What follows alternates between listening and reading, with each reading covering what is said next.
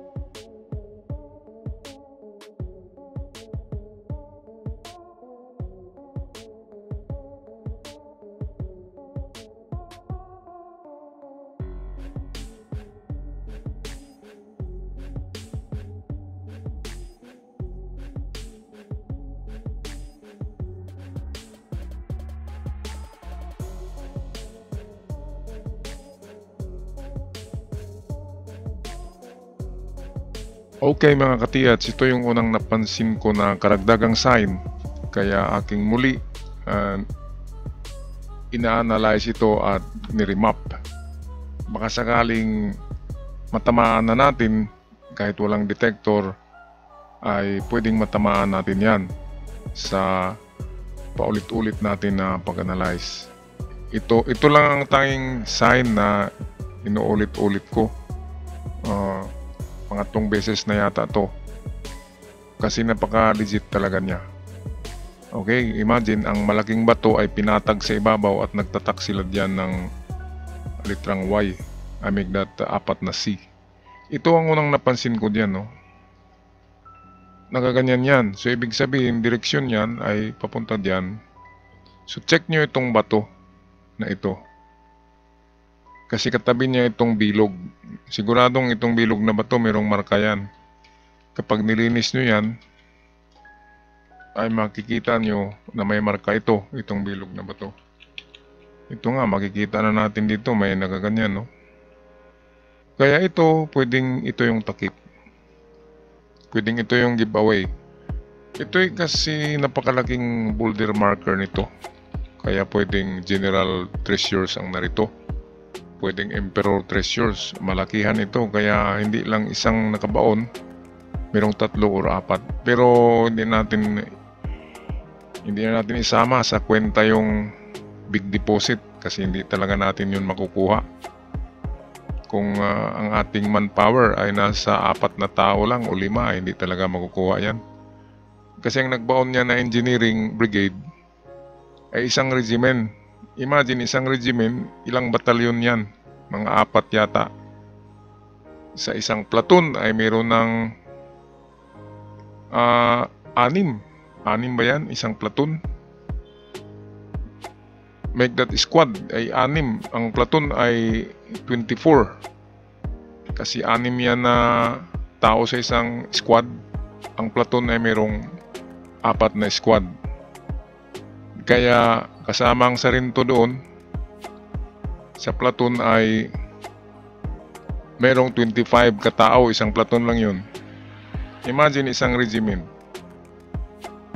Okay, so pwedeng mayroong 6 o 5 platoon ang nandyan. So 6 times 6, 36. Lahat katao ang nagtatrabaho. Kaya hindi natin mapantayan ang labor ng Hapon ang ginawa noon sa paggawa lamang at paghukay ng mga bunkers. Kaya ang tanging makukuha natin mga katits ay giveaway. Kaya wag na kayong mag-ambisyon ng big deposit, kasi talagang secured at mahirap yan. Kaya ito, tanggalin nyo yan at tukayin nyo, kasi yan ang tinuturo nitong 2 linya. Yan, so meron na tayong prospect number 1. Sana may laman yan. Ngayon, punta tayo sa iba. Yan ating finale. Dito muna tayo sa iba. Ito, nasa likuran ng 4 na C. Ito'y sa palagay ko nagaganyan to na disenyo. Yan, kung nakatayo yan, nagaganyan. So karamihan ng ganitong sign ay 4 na metros ang layo. Ito, nagaganyan kasi yan, no? Yan. At may dot, 2 dot. So 2 dot ay pwedeng 2 meters or pwedeng, kung 5-5 yan ay 5 meters. So dito na ito na direksyon, hukay muna kayo sa 2 meters dito. And then pag hindi positive ang test dig nyo, 3 meters deep. Sa 2 meters distance ay patuloy kayo sa unahan. This time ay may kalayuan na siya, 10 meters na, kasi 2 dot ang binigay niya.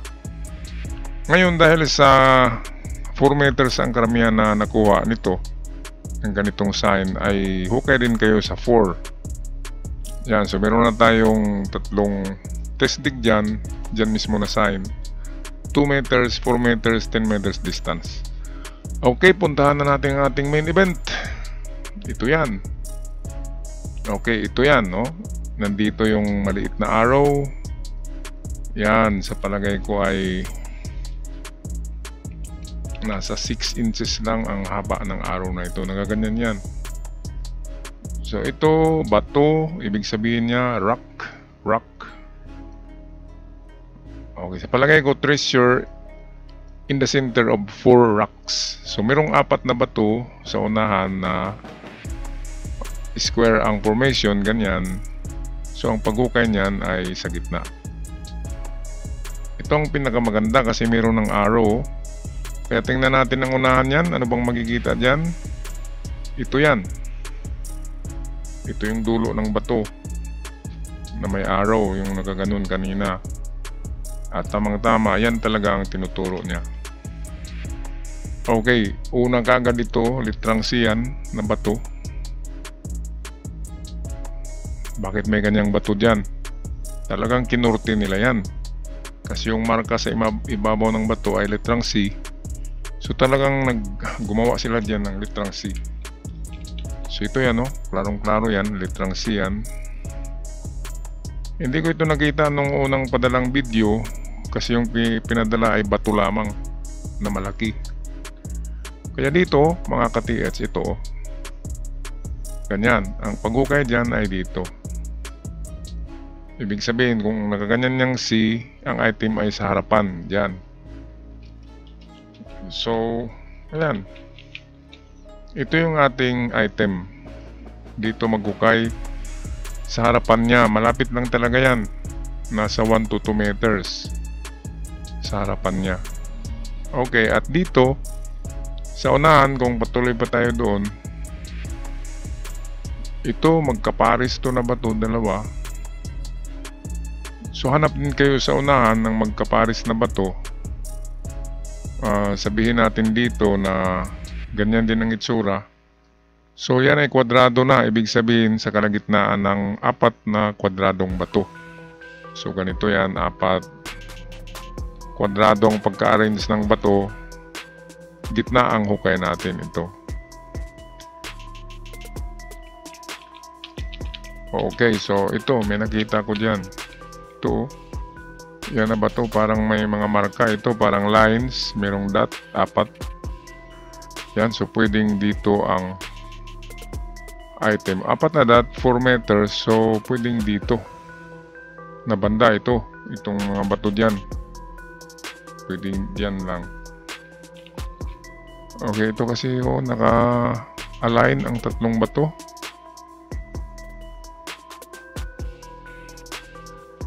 At itong dito line, saka mga dots, ay dito yan pupunta.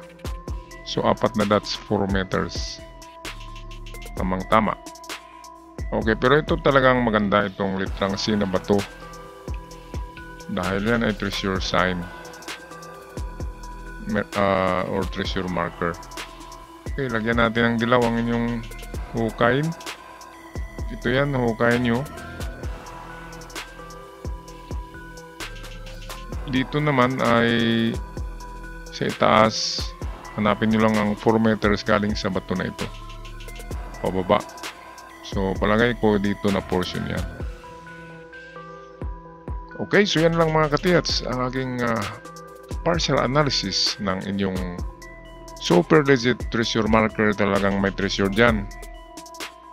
Sana kung dito lang yan sa may Caraga, sa dito, parting Surigao City or Surigao del Sur or Agusan, ay pwede pa kayong maabot namin ng aking team. Pero palagay ko ay nasa malayo kayo na lugar, kaya tiyaga na lang muna ng ating analysis.